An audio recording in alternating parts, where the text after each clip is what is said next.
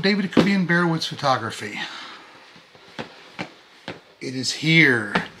The Tamron 35-150 f2 2.8 III VXD.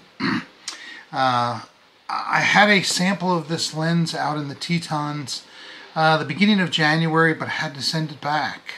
But now I have mine, and I wanted to do a little bit of an unboxing. The images you'll see at the end of this were done a couple weeks ago, almost a month ago. But I didn't get to sit down and do the features and talk about some of the things with the lens. But I want to go ahead and open it up, just take a peek at it. And what I'm going to do in the video itself is I sort of want to just touch on some of the normal features, the usual features of any of the Tamron lenses, some of the new features with this series of lens as well. And it's got a neat little feature that you're going to be able to program in there as well, that I think is really a huge factor in making it that much better of a lens. Noisy unpacking, of course. So let me go ahead and close this. Let me throw these back in here. Keep it all organized. Goes up on the shelf up there with the other boxes. So, just in a nutshell, this is the lens that really has gotten a lot of attention because, I mean, it's just been so popular. It's been back ordered forever.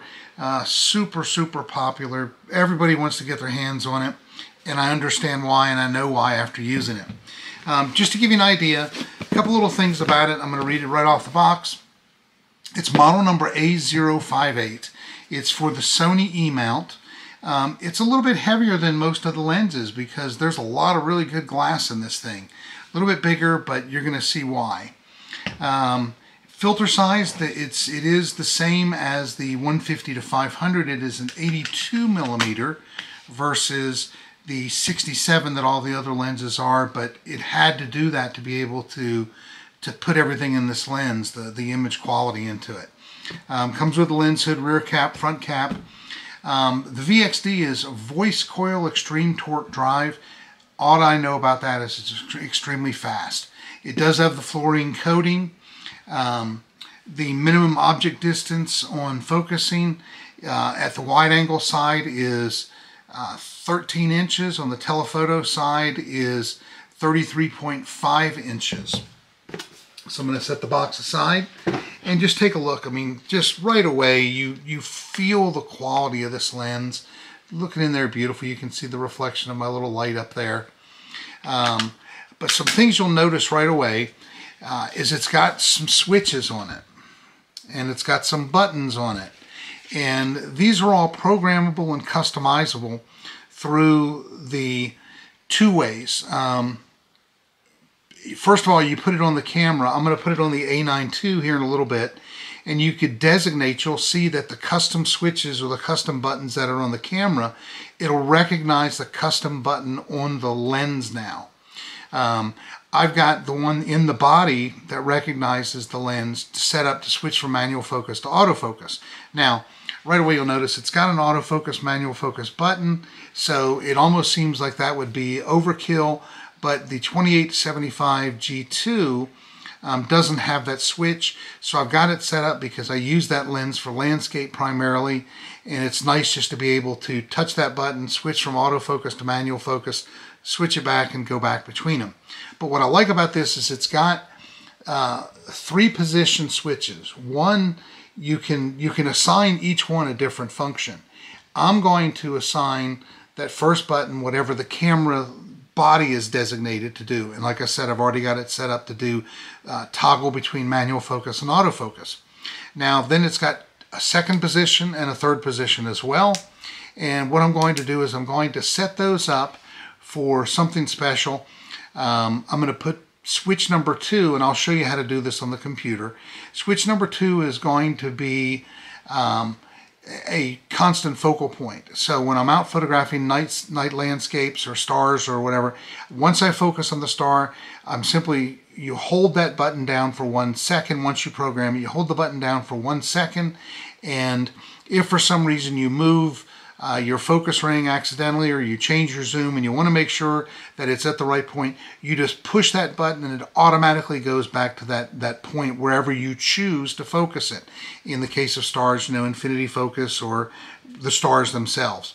So that'll be my second position on the switch. The third position is going to be something that would be used for video. It's going to be like a rack focus. You pick something close and you hold the button down for 1 second. Then you focus on something that's further away. You hold the button down for a second. And then every time you push that button, it toggles between those two. It rack focuses between those two items. And you can adjust the speed that it moves the focus. But it's going to be a really great feature to have, doing video. And I'll have to find something to set that up so I can demonstrate it a little bit.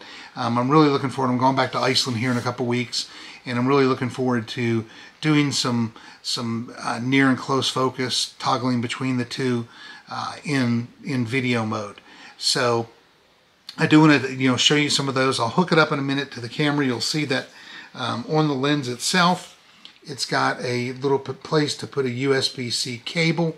That does that. That's where you'll do the programming. Very easy. It's a software app that you get through Tamron's website. Beyond that, I'm super excited. Lens has got all the weather sealing, everything that all the lenses that have made Tamron really just a great lens manufacturer. The lens hood, I like it. It's got a little catch on it that you have to actually release. It doesn't just come off right away. It's got the little release button on there. But what I'm going to do is I'm going to take it to the computer and I'm going to do a screen recording of actually programming that. Let me see if I can go ahead and put it on the lens here, or on the camera body itself.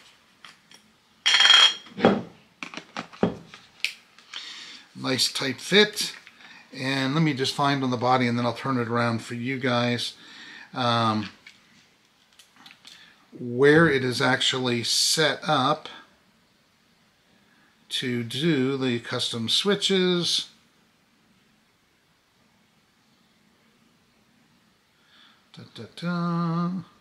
Custom keys, there we go. Okay, so once we go into the custom keys, you can see that the menu comes up, and as you scroll down, there's 4 different screens. It recognizes the button as the lens itself. So like I said, I've got it set up to do autofocus, manual focus, control toggle, and that is simply because, like I said, on the G2, the 2875 f2.8 G2, it doesn't have that multiple switch position, so that way I need to be able to switch back and forth when I'm doing my landscape photography. So let's go to the computer and I'll show you how I'm going to program it for actually doing the different custom functions of continue, or the focus point, and then the rack focusing. Alright, here we are on the computer, and I'm going to take a look at the Tamron lens utility. I've got the lens hooked up just with a USB-C cable plugged into the side of the computer. I'm going to open up the utility, and you can see that it's, let's say there's the lens not connected yet, but I think I need to go ahead and hit Start menu because I've got the lens hooked up directly to the camera. Okay, so now you can see that it's identified the lens on there, and it's got a custom switch. It's got a focus set button. What I'm going to do is I'm going to change these functions here. I'm going to leave the focus ring. I could do firmware updates. I could do the manual focus lens rotation. You can change the speed of it, linear, non-linear, but I am mainly just going to do something here because I don't understand all the other stuff, honestly. So I'm going to come in here and I'm going to say set, and custom function 1, which is that number 1 on the switch, I'm going to assign that function from the camera. Again, I've got it set right now to toggle autofocus, manual focus, control back and forth because that 2875 f2.8, that's what's on there, and I wanted to go ahead and do that. Now, for the second custom function 2, the middle position, I'm going to select from here, and I want to go to focus preset. So the focus preset is simply going to be, once I get a point set up, I hold the button down for a second, and it's going to, if I move it for some reason, all I've got to do is touch that button while it's in position 2, and it goes back to that focal point. So I'm going to say select. We're going to go with that. I'm not concerned with the speed of it, so it can do it fast. That's fine. We're going to leave it there. Say save. Okay, then I'm going to come down here to custom button 3, the position 3, and I want to do AB focus, which is going to, I focus on one point, hold the button down to set it on that point for 1 second, find my second point, hold it down for 1 second, and then I've assigned an A and a B position. So I'm going to go ahead and I'm going to say select that. Now I want to do it to a little bit slower. I don't want it to move really fast. I don't want it to jerk from one position to another. So I found that -3 seems to be pretty good. I could, I may decide that I want to do it a little bit slower later on, just depending upon what I'm photographing. I would just have to hook the lens back up, and then I could change it to -4, -5. That's all that I need to do. And I'm going to say save there as well. I could come over and just say, let's see if there's any firmware updates that I need. Currently the firmware version is 1.0. The latest firmware version is 1.0. Everything is good there. So at this point in time, I would just simply say remove the lens. Do you wish to disconnect the lens and the Tamron utility? Say OK, and I simply disconnect the lens. That is how I program it. And so now what I want to do is I probably want to just go in and I'm going to show you some images that I did when I was out west with the lens and the Tetons. Again, a phenomenal lens. Enjoy the images. Afterwards, we'll just leave it at that. If you like the information that you've gotten in the video, go ahead and click the like button.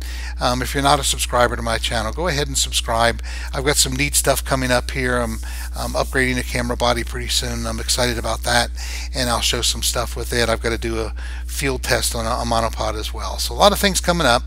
Go ahead and subscribe. Ring that little bell down there to get notifications when I release a new video. Other than that, have a great day. Thank you. So this is just the example of the rack focus. You can see I've got the first one set up to the Wyoming cup in the front. I'm just going to reach over here and I'm just going to gently touch the button on the lens itself. And you can see how it toggles over to the other one. Rack focus is over. Let's go back. And one more time. Pretty darn cool. All right.